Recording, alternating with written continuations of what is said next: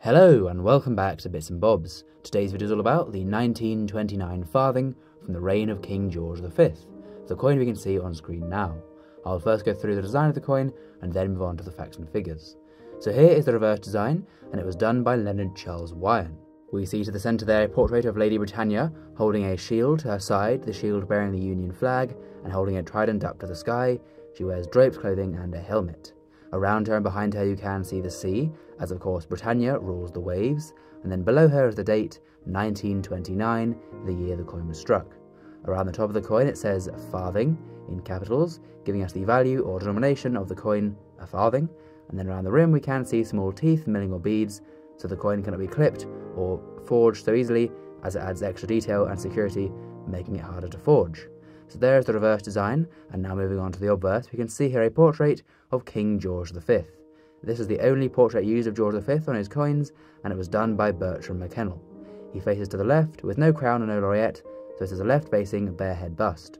Around him is a very long Latin legend, which reads Georgivus V. de gra Brit om rex fid def ind imp, and translates to English as George V, by the grace of God, King of all the Britons, Defender of the Faith, Emperor of India.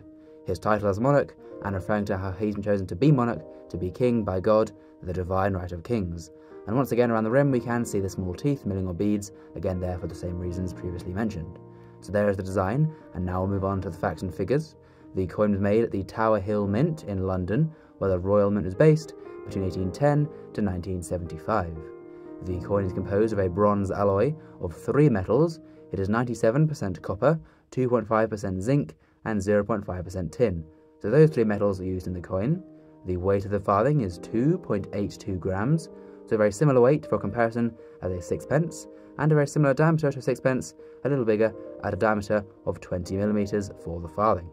The mintage of the 1929 farthing is 8,419,200, so a fairly average mintage, not at all rare as many millions, but not a crazily high mintage, so an average mintage. The farthing is 1/4 of a penny. This is then 1/48th of a shilling, and then 1/960th of a pound, so almost 1,000 of these coins to every pound. And back in 1929, it was worth a little bit more, around 8 pence today, so similar to having a 10 pence piece today, or a farthing back then, similar values and similar buying powers. And the farthing was then demonetised in 1960, after being deemed too low a value to bother making and using.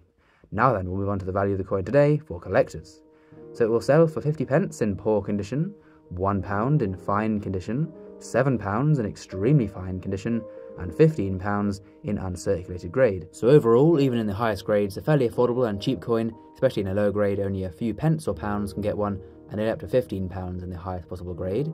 So as always, please do comment down below if you have this coin in your collection, and as well of course, please do subscribe to the channel if you learned something new and enjoyed. Thank you for watching, and we'll see you again soon for some more coins in the future on Bits and Bobs. Bye for now.